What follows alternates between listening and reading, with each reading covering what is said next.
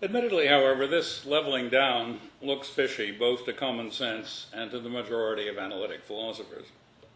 That's because both are still tempted to say that if a sentence is true, there must be something that makes it true. The physical world, they continue, makes physical theory true, but it's not clear what makes moral judgments true. So the argument goes, perhaps the only value judgments that can be thought of as true are empirical predictions about what means will best serve what ends. Posner seems to accept this line of thought, for he's quick to argue from what he calls our inability to reason about ends to the conclusion that there is no such thing as better apprehension of moral truth. But pragmatists, at least those of my sect, don't think that anything, either the physical world or the consensus of inquirers, makes beliefs true. All that consensus does is to help us recognize moral truths. Pragmatists should cheerfully agree that truths, all kinds of truths, are eternal and absolute. It was true before the foundations of the world were laid, both that 2 + 2 is 4 and that I would be wearing this particular tie today. It's also true that the lash, it was also true that the lash is, in the sense of the Eighth Amendment, a cruel punishment. Eternal and absolute truth is the only kind of truth there is, even though the only way we know what's true is by reaching a consensus that may well prove transitory. All that can be salvaged from the claim that truth is a product of consensus is that finding out what other people believe is, most of the time, a good way to decide what to believe oneself. But only most of the time. If consensus were all we ever had to go on, there would be neither scientific nor moral progress. We should have had neither Galilean mechanics nor the civil rights movement. One of the features of science that Kuhn helped us appreciate is that great leaps forward occur only when some imaginative genius puts a new interpretation on familiar facts. Shelley's defense of poetry helped us appreciate that the same thing is true of morality. As Shelley wrote, quote, "Reason is to imagination as the instrument to the agent, as the body to the spirit, as the shadow to the substance." Dewey endorsed that analogy, and also Shelley's claim that, quote, "The great instrument of moral good is the imagination, and poetry administers to the effect by acting on the cause." Dewey agreed with Shelley when Shelley wrote, quote, "Ethical science arranges the elements that poetry has created." In both physical and ethical theory, only the imagination can break through the crust of convention. Galileo did for Aristotle's hylomorphic physics what Rosa Parks and Martin Luther King did for the Southern way of life. He dreamed up an alternative. The attractiveness of that alternative shattered an old consensus and built up a new one. Posner's label for people like Parks, King, and Catherine McKinnon is moral entrepreneur. Posner is quite ready to acknowledge that if it were not for these entrepreneurs, we should still be sentencing criminals to the lash, segregating the water fountains, and enforcing the anti-sodomy laws. But his positivistic leanings are apparent in his description of how these entrepreneurs get their job done. Of McKinnon, he writes, quote, her influential version of radical feminism is not offered without supporting arguments, but her influence is not due to the quality of these arguments, it is due to her polemical skills, her single-mindedness, her passion. In another passage, Posner writes, moral entrepreneurs persuade, but not with rational arguments. They use non-rational means of persuasion.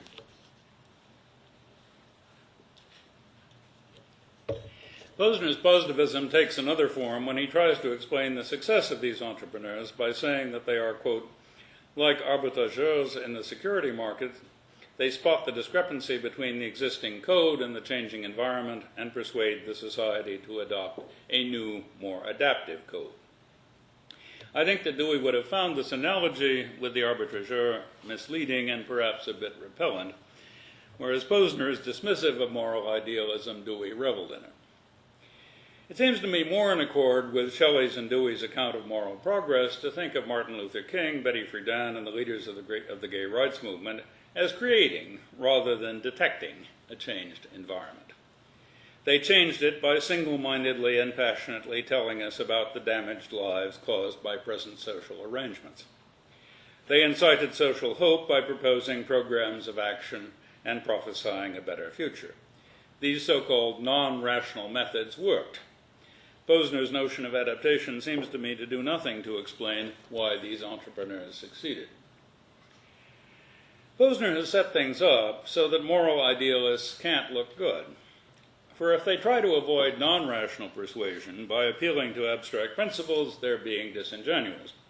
They're ignoring the Wittgensteinian point of which Stanley Fish has made so much, that no rule can determine its own interpretation.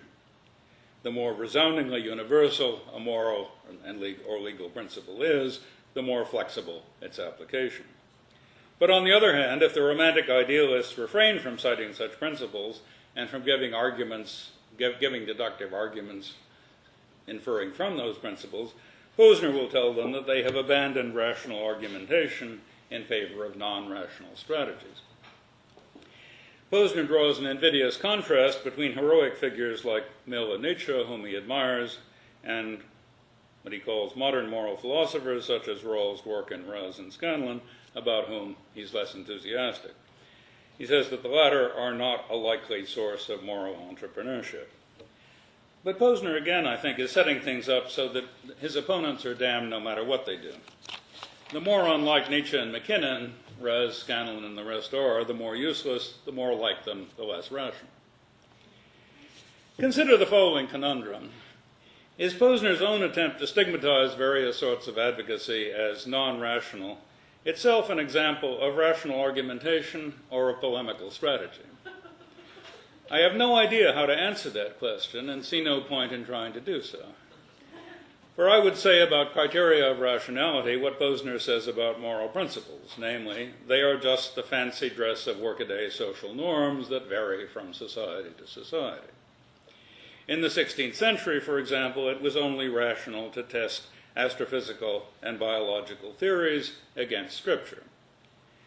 We can rightly claim to be more rational than most of Copernicus's contemporaries, if that means simply that our beliefs about what to test against what, and more generally of what is relevant to what, are true, whereas many of their beliefs about relevance were false. But that's just another way of saying our social norms are better than their social norms. Most of us do not read Genesis literally and would oppose bringing back the lash and the stocks. We've made progress on both fronts. But there's no neutral, non-parochial standpoint to which we can repair to show that we've done so. Our judgments of progress and of rationality will remain as parochial as our judgments of everything else. But the parochial, historically conditioned character of justification is entirely compatible with the eternal and absolute character of truth. Dewey saw no point in dividing the various tactics we use to persuade our fellow citizens into the rational ones and the others.